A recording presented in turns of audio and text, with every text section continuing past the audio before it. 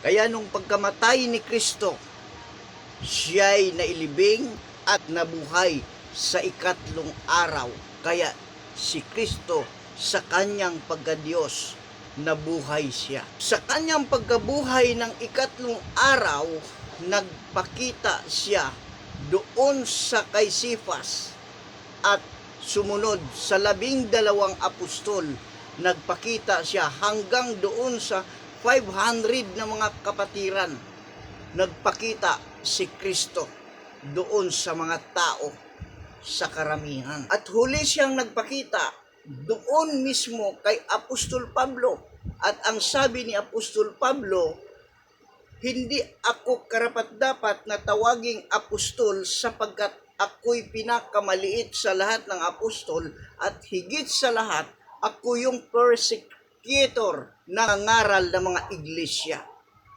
Kaya sa kanilang lahat, si Pablo ang persecutor doon. Siya ang lagi niyang pinapatay. Siya ang pinakasutil sa lahat ng apostol. Kaya hindi siya dapat na tawaging apostol ayon sa kanyang sinasabi. Kaibigan, ayaw niya na marinig na ipapangaral si Kristo. Dahil itong Kristo na ito, kinakatisuran sa kanya or ayaw niyang marinig. Kaya nung na-convert itong si Apostol Pablo, kaibigan, doon niya natagpuan na si Kristo hindi lamang ay tao, kundi siya pa rin ay Diyos. Maging kayo, masabi rin ninyo sa buhay nyo na hindi lang siya tao, kundi siya rin ay Diyos.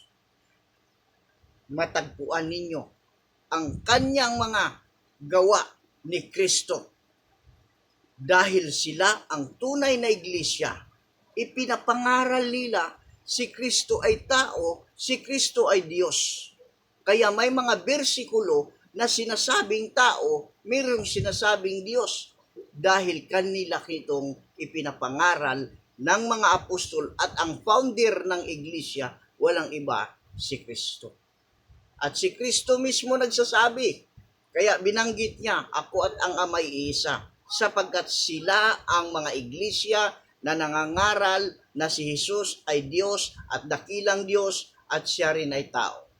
Kaibigan, ating sundin ang instruction po ng Biblia sapagkat natutupad na ang kasulatan na ang sinabi ng kasulatan siya'y kinakatisuran sa lahat ng tao at ang mga antikristo ay hindi naniwala sa gawa ni Kristo o sa mga sinasabi ni Kristo. Kanilang sinusunod yung mga simpleng bagay na si Kristo'y tao lamang. Kaya makinig po tayo dahil mayroong namatay si Kristo. Kaya sabi ni Apostol Pablo, ano nga bang ating sasabihin? Magpatuloy baga tayo sa pagkakasala upang ang biyaya ng Diyos ay mapanagana sa atin? Siyempre hindi na. Kailangan natin na magbagong buhay. Kailangan natin na ang pagbabago, paano magbago? Magpalubog ka sa tubig, bautismo sa tubig. Kaya sabi ng John 3:6, ye must be born again. Kailangan baguhin natin ang ating sarili bago ka magiging iglesia. Kasi ang tunay na iglesia ay walang mga bahid. Walang nakikita ito na mga mali sapagkat sila'y mga good example. Kaya nga tinawag na iglesia. Yun po'y ibig sabihin, kaibigan.